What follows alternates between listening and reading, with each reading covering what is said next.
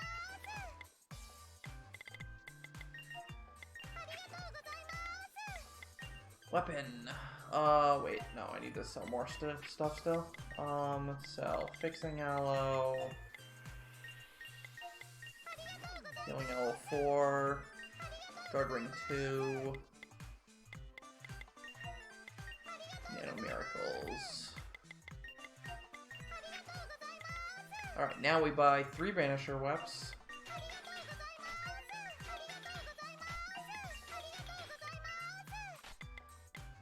3 samurai weps. Oops.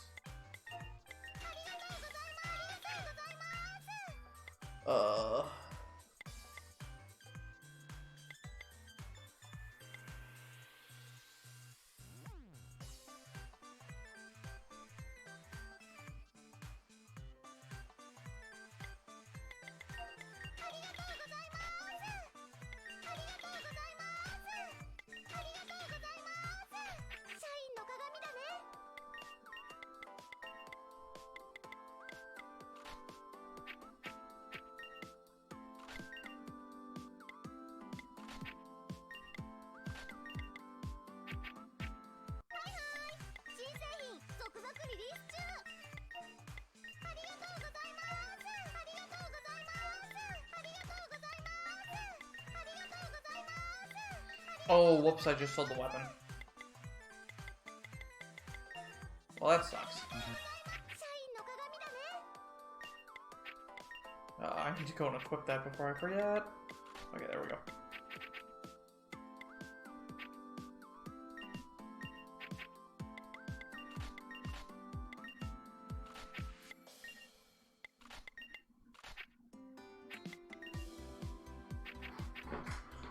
Okay,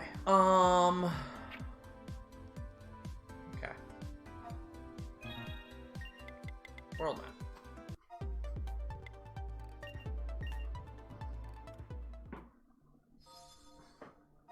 This is some interesting auto remove. I apologize, okay? I do. Not a lot, but I do a little. These are too shining. Alright.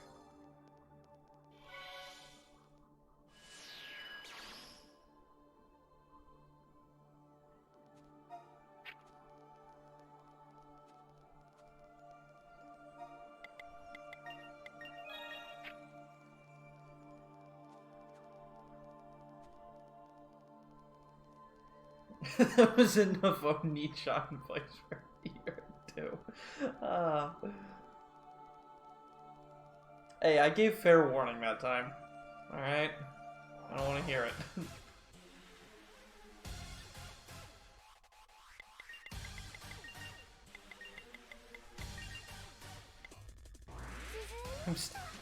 I know, Lion, okay? I know.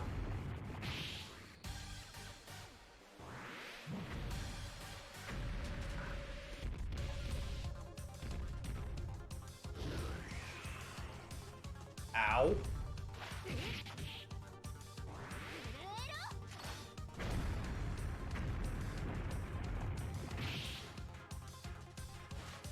I can't believe the final dungeon is the Mario Party board. I know, right? Well, I need to actually do something about that. That was not okay. Okay, I can max your Ikuya. There we go. Problem solved.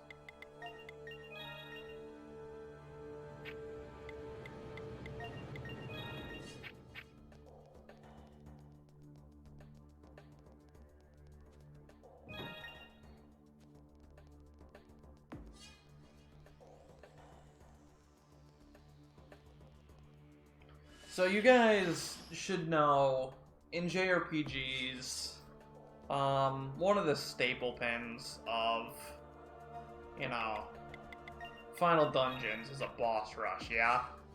This game is no exception.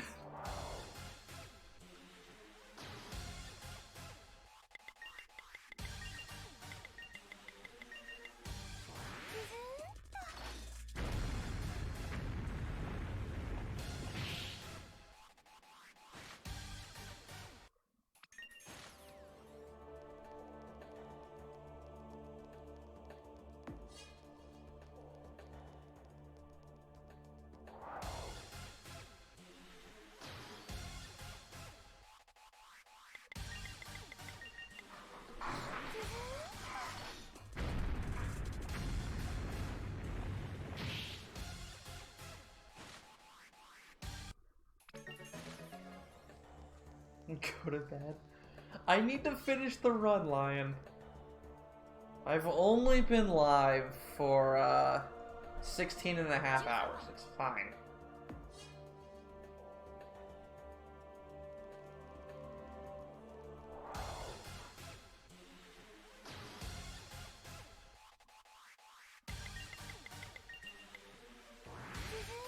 Crap, does that kill? It's a preempt anyway, so it should. Okay, yeah, it kills. Max Power Earthquake always kills. There's only one enemy in the game I'm pretty sure Max Power Earthquake won't kill.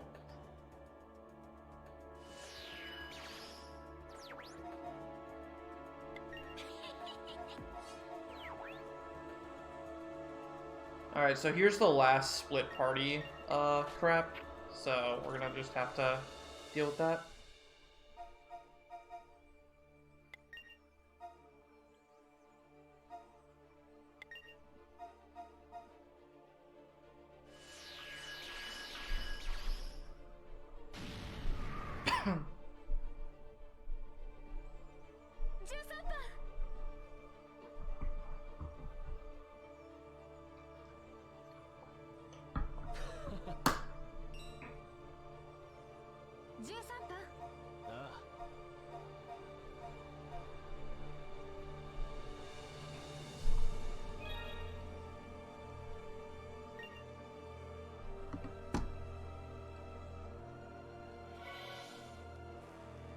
Use the power of friendship. We're working on it. We are working on using the power of friendship. I assure you.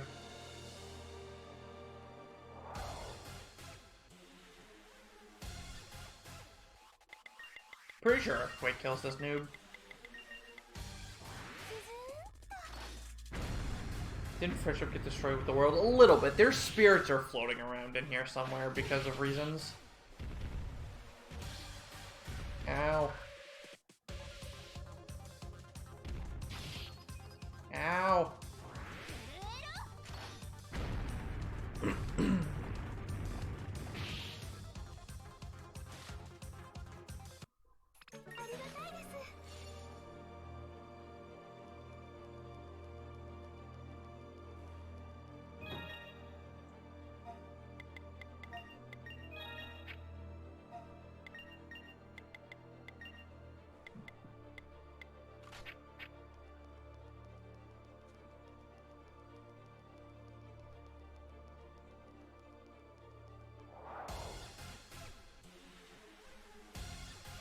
Again, I promise that this is a dragon.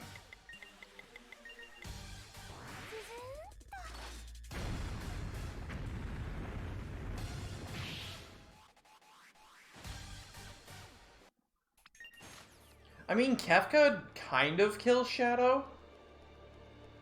Kind of. A little bit.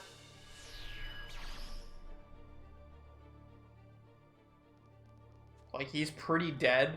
Unless you bring him back. He also killed, he killed, fuck, what's his name? Mr. Thou's wife? I forget his name.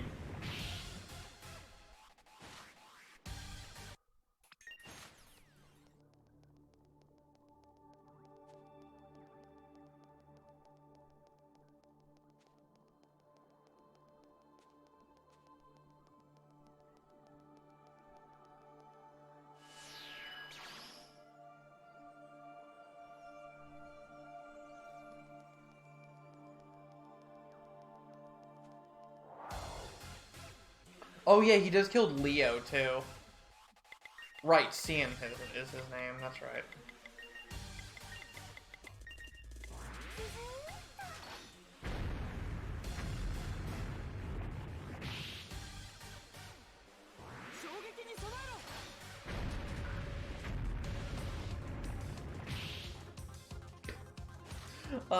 Really long throws. Three's Earthquake is so weak, but it's okay. It's okay for it to be weak. We don't need it to be strong.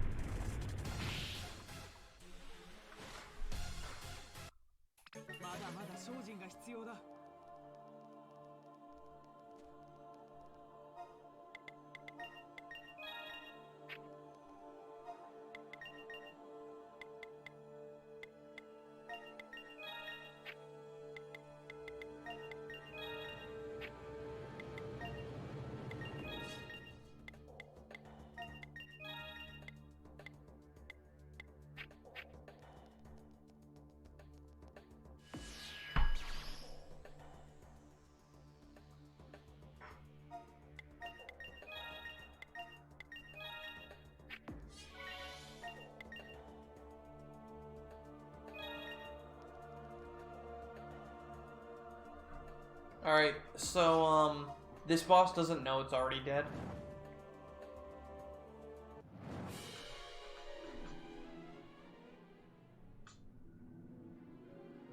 But, it's very dead, I assure you. Like, he's gonna try his best, but it's not gonna work out. ちょっとそこまで。急上昇。清掃剣。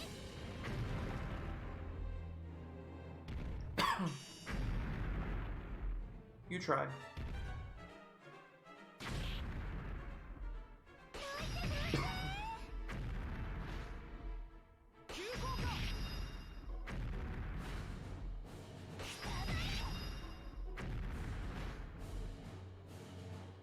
He tried. It was a good attempt.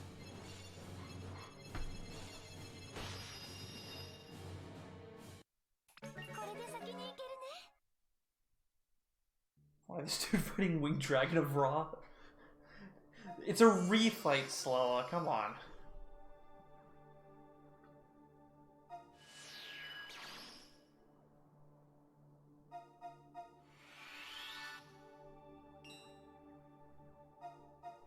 Ah.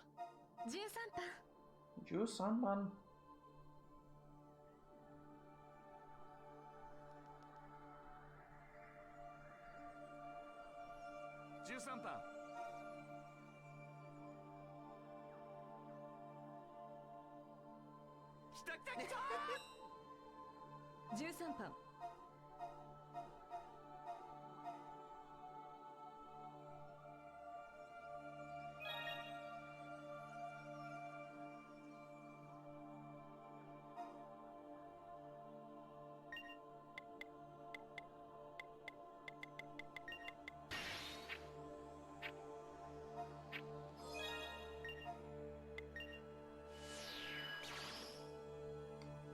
No, you're not.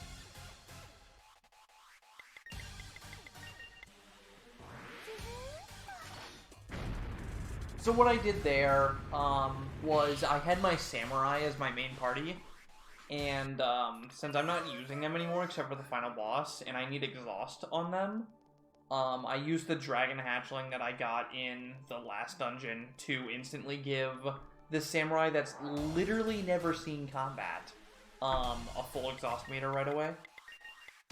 So now I don't need to worry about that exhaust because it's all filled up.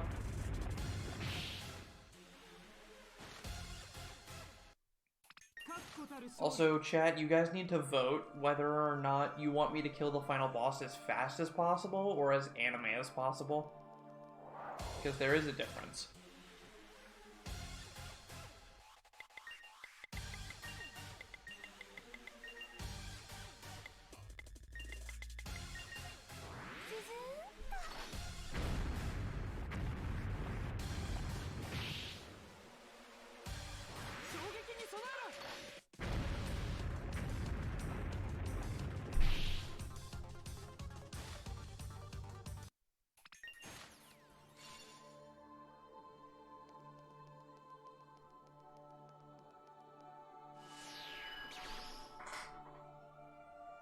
Alright, looks like we're overwhelmingly getting votes for anime as possible.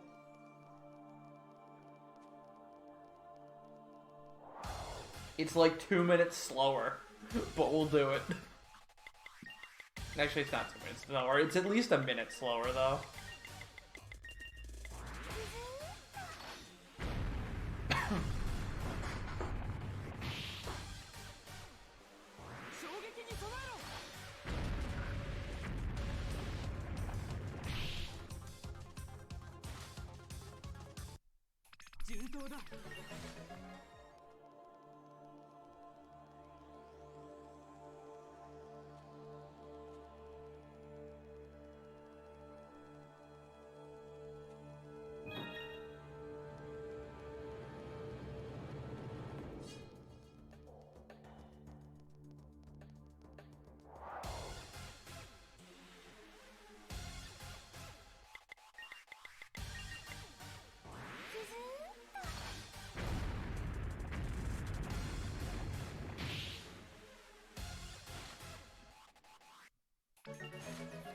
Can you not expect the most anime thing? Yeah. Why don't you just save the animals? We've already saved the animals. We saved 20 whole cats. I don't know. There's only 10 cats left that needed to be saved, and it's really slow to save those last 10 cats. I don't know what you want from me, man. I saved the animals.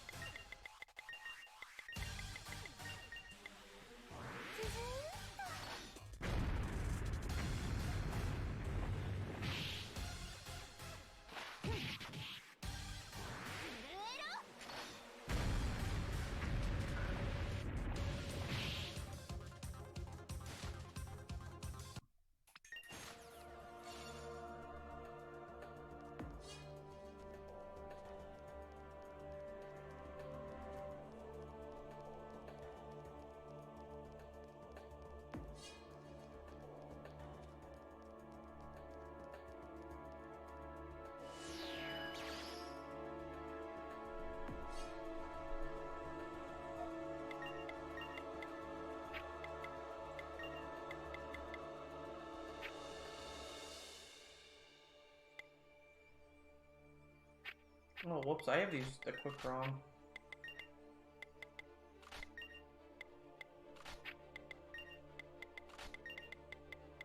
There we go. And then bent sword guard.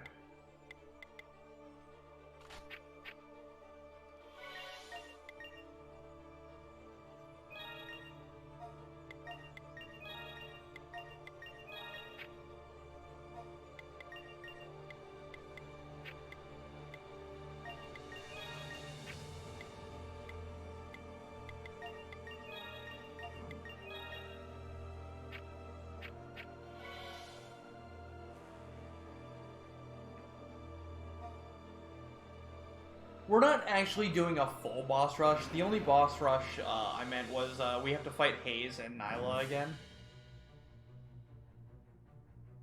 It really is past my bedtime line by like 5 hours. Like, I might actually just end up calling off work tomorrow because I kind of don't want to go to work on 3 hours of sleep. Wait, what am I doing?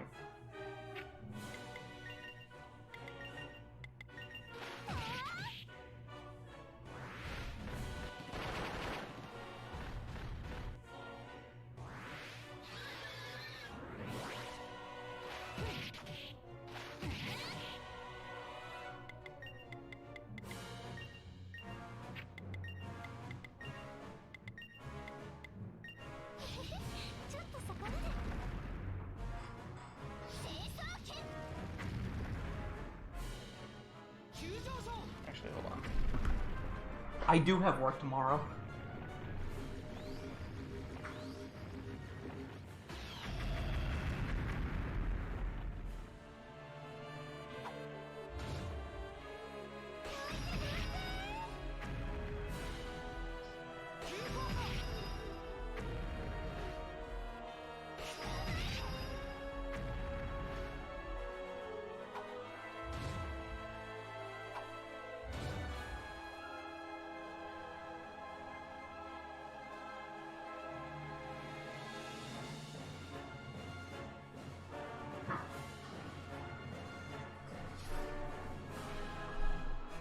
Okay.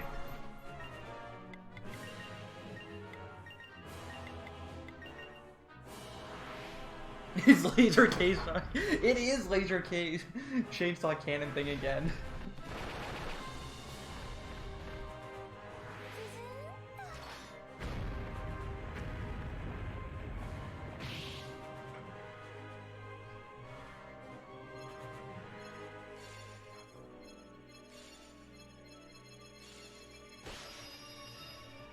Wake up. No, I used the bathroom because that was a decent time to use it. I should have gone sooner than I did, but oh well. Speedruns are not worth kidney stones.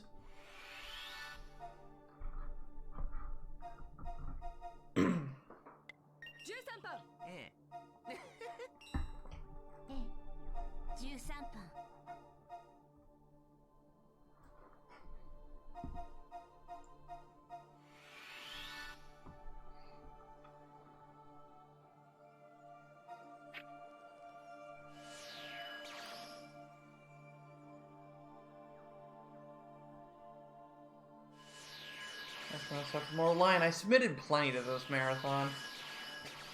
This was the only thing that got in.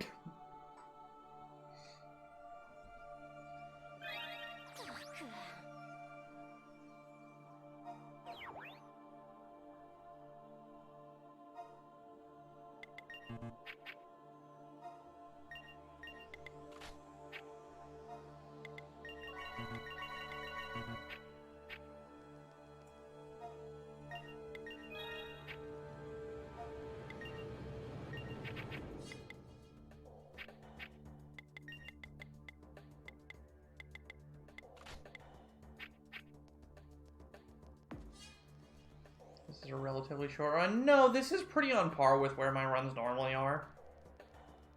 9 hours. There's a difference between my runs and my bad ideas, you know? And this is just a run, not a bad idea. Starting a run of this at 5 o'clock or 5:45 in the afternoon was a bad idea, but, you know.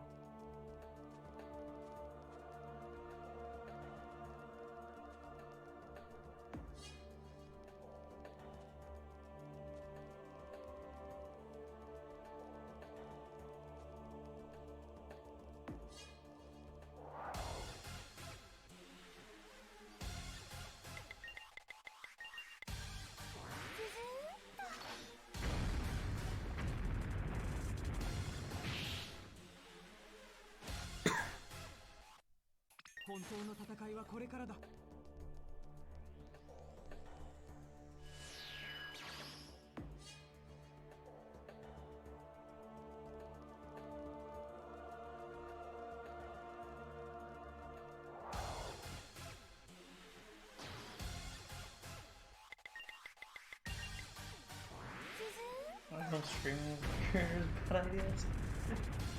You're not wrong. You're absolutely not wrong. I won't deny it.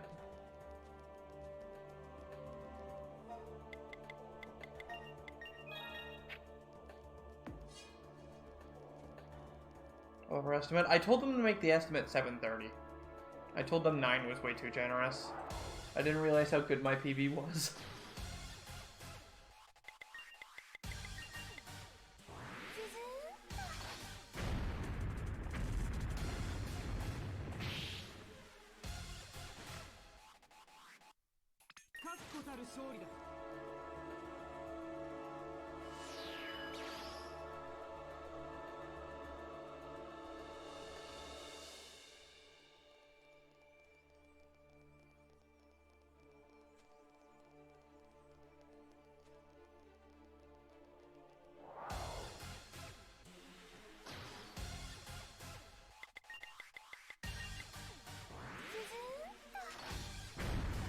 However, I'm expecting like a 920.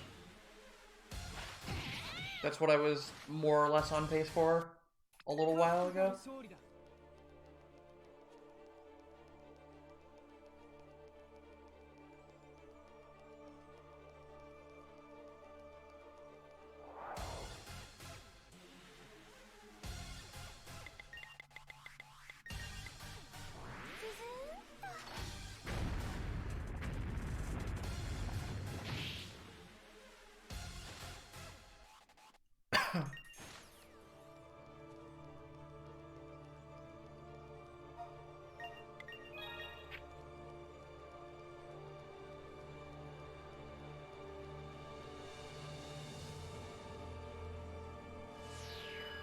So you guys at 950? Wow, rude.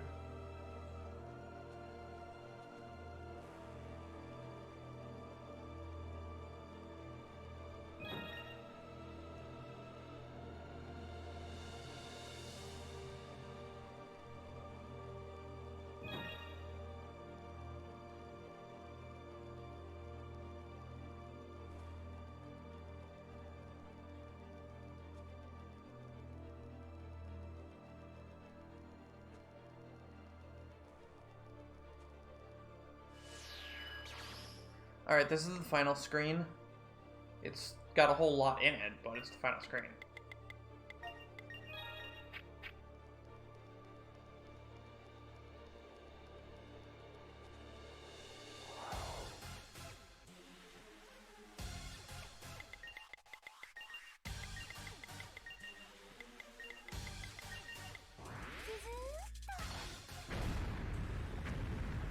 Lion, I always come in underestimate, please.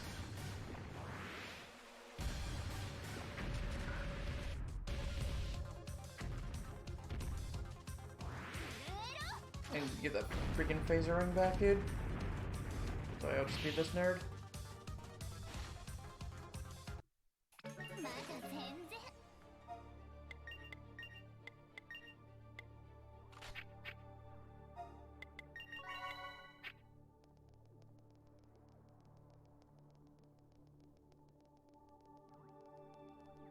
Or just get a preempt forehead.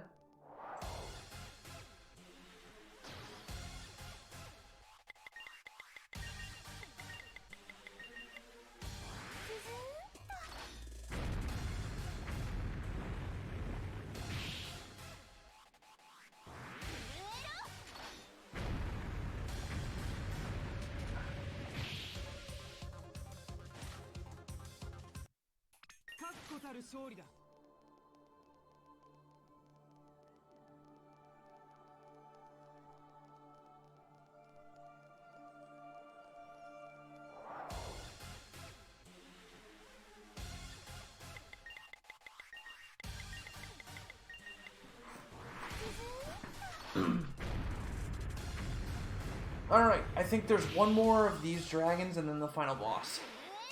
And that's all that's left.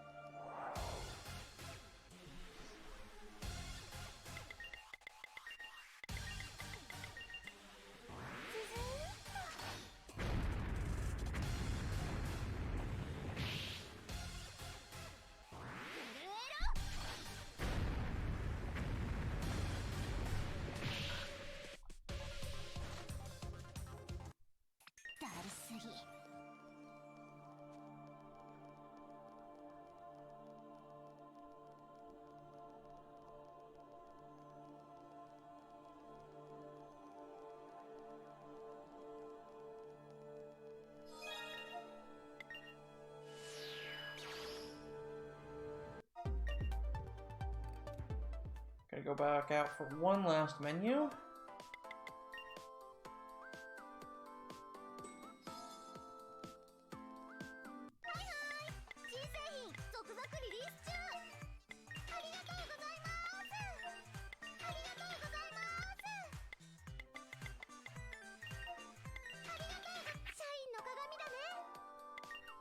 Attack EX, Shining Attack 3. Attack 3 times 2. Samurai 1. Confusion Cut Attack 2.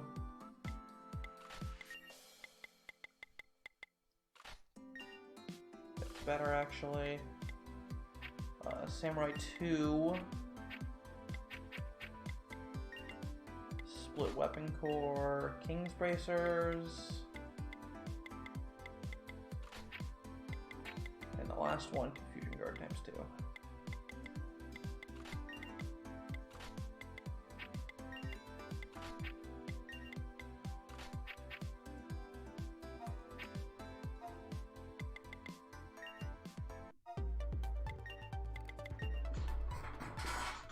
No Rika warning. It was only a little bit of Rika.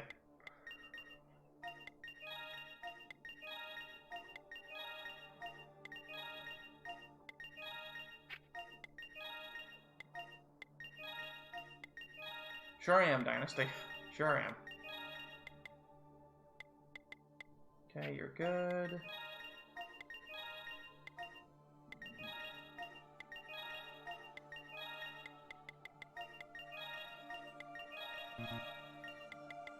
Okay, you're good. You're good, you're good, you're good. Solid Stance, Fallen Blossoms. Solid Stance, Fallen Blossoms. Solid Stance, Fallen Blossoms. Okay.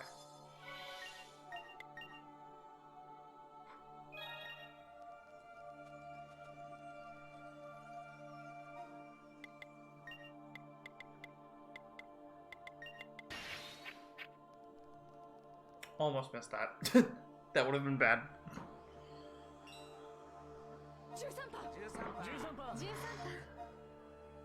皆の祈りを今あなたに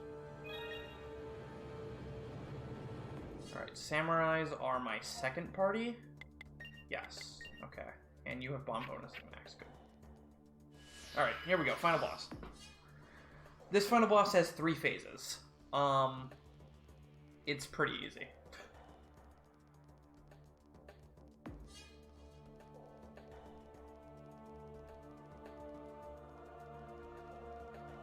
And by pretty easy, I mean we're disgustingly overpowered. Because I know how to build the characters for this fight. Also, reminder, this is a dragon, and not a plant.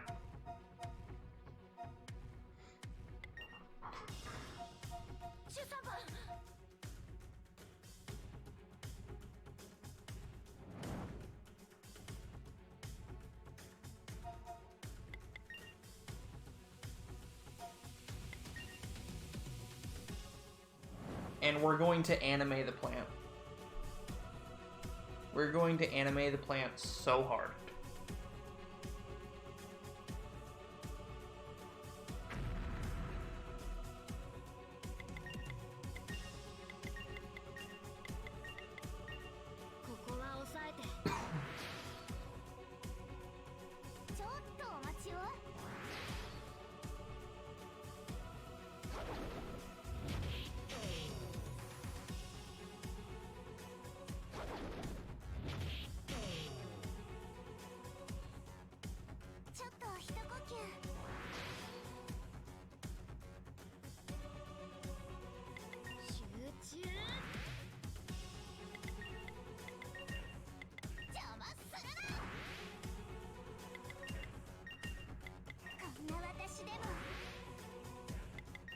Anime!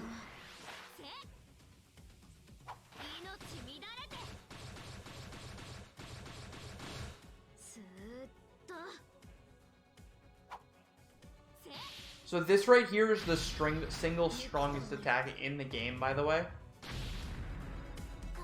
Is a Solid Stance Fallen Blossoms.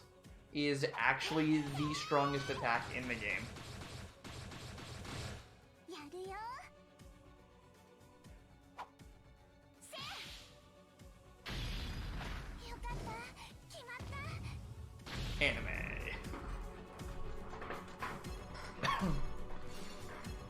And no, this is the 7th and final dragon VFD. 順調ね。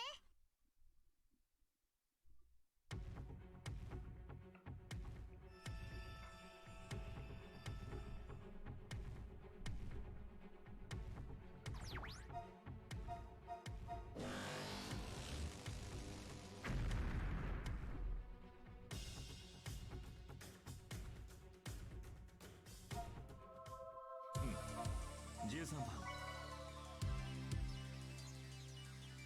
13番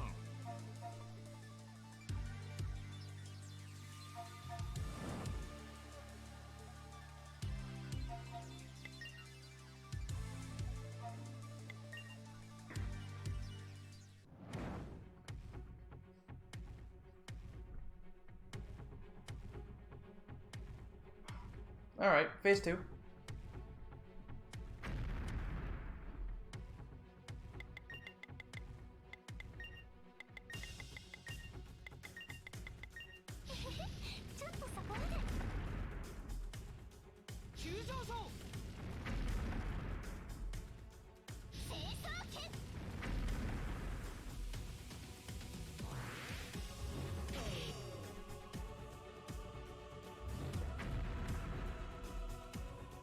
The boss of Chapu Chapu. Not quite.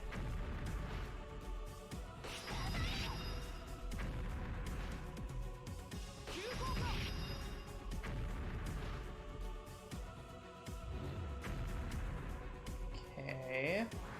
Who's that on? It's on Frosty. Alright, that's fine.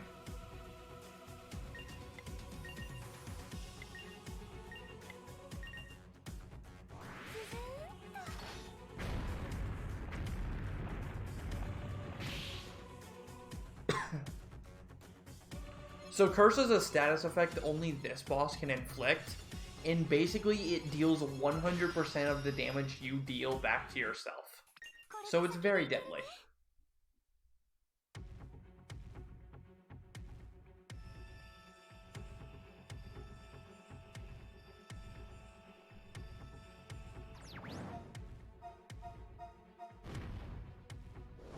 Alright, now it's an actual dragon.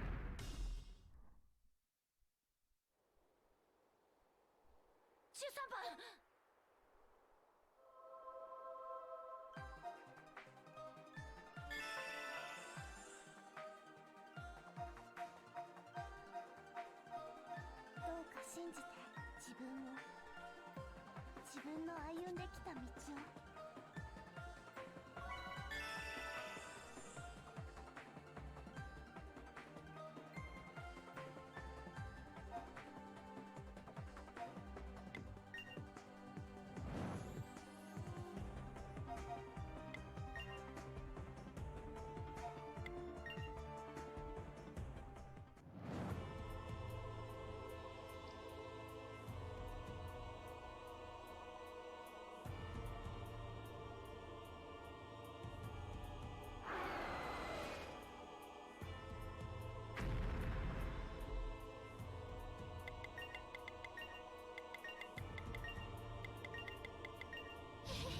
ちょっとそこまで。急上昇。清掃機。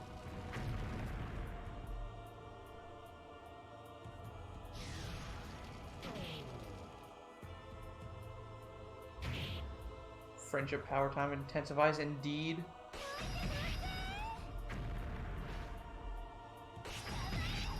Alright, so I could kill the boss here with an exhaust earthquake, but you guys wanted anime, so we're gonna anime this boss.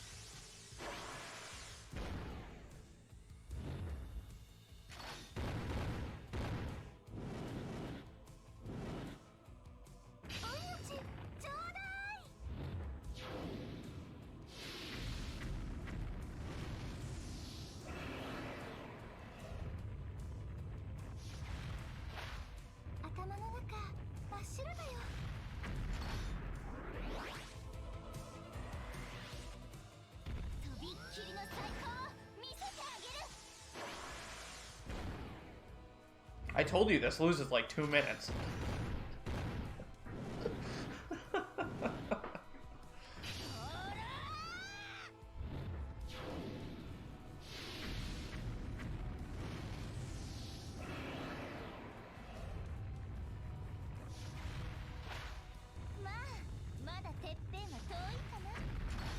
Alright, we crit, so we didn't get the third one off.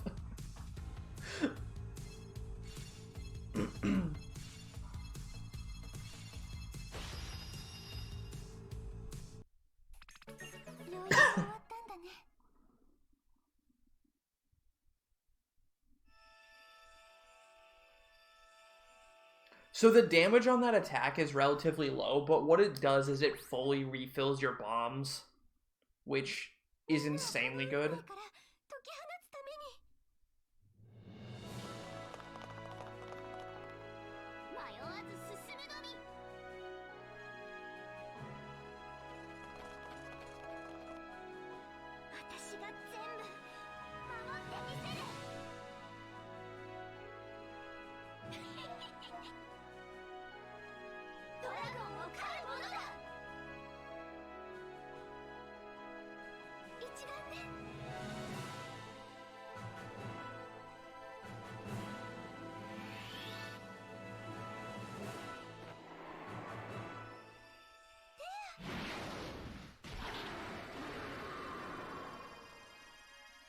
Well, Easer, you just got more. We got even more anime right there. So, you know.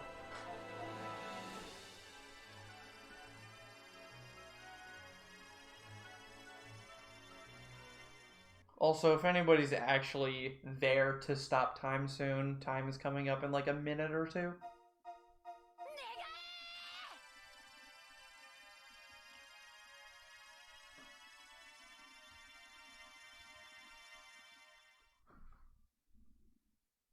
Anyways, so we remake the world and make it not infested with dragons anymore.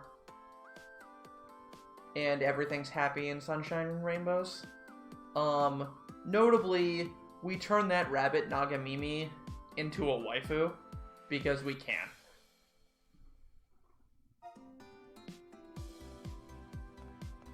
This is that rabbit. And you can tell her she's smoking.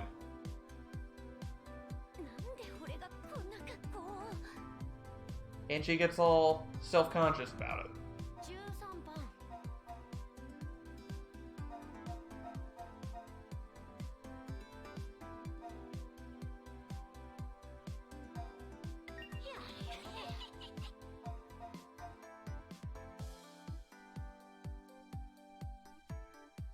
Alright, time is coming up.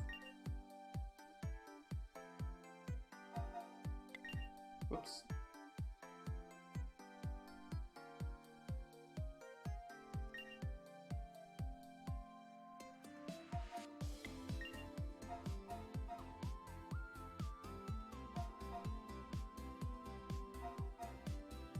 And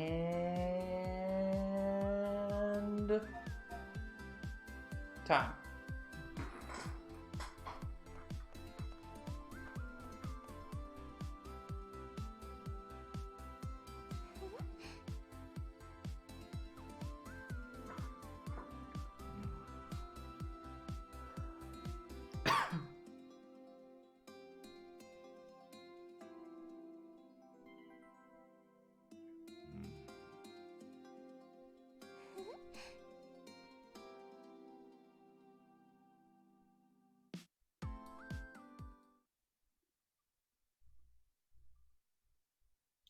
Well, given I said I was gonna come in at like 9:20, and I came in at 9:20, that's pretty good.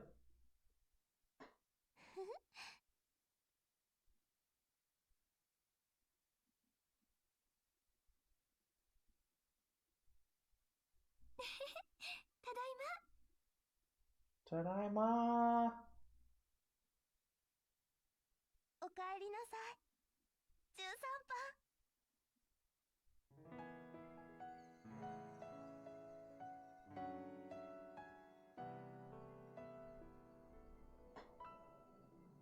And that is 7th Dragon 3, code VFD.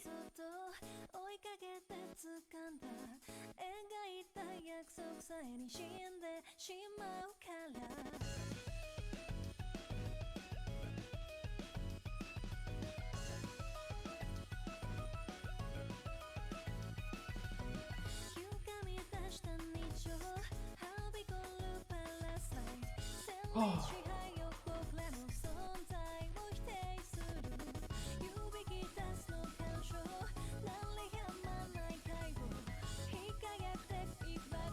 Doesn't even know her name.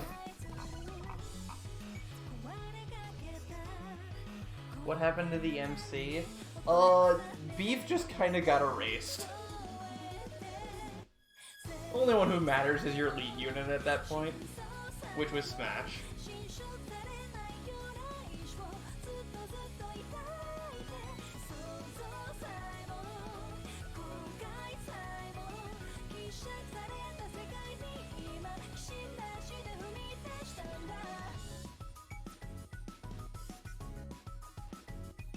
Yeah, you get to see the full art models in the credits.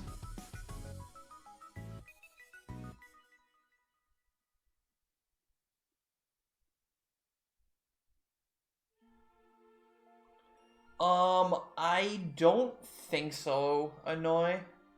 It's been too long since I've explored casually after.